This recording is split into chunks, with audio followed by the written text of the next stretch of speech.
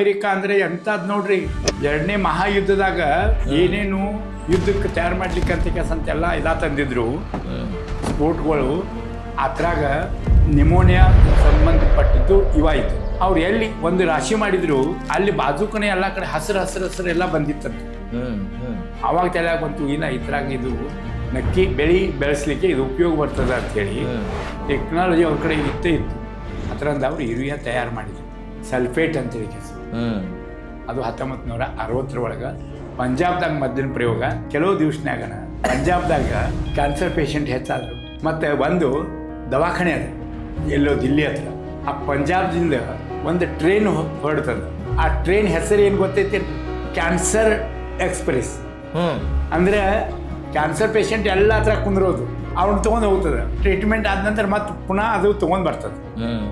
2ನೇ ನಂಬರ್ ಈಗ ಕೇರಳ ಬಂದದ್ದು.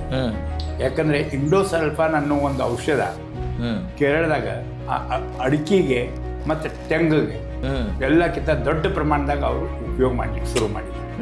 ತೆಂಗು ಪೂರ್ಣ ನಾಶ ಆಗೋ ಪರಿಸ್ಥಿತಿ ಬಂದ, ಭಾಳ ಪರಿಸ್ಥಿತಿ ಕೆಟ್ಟದ.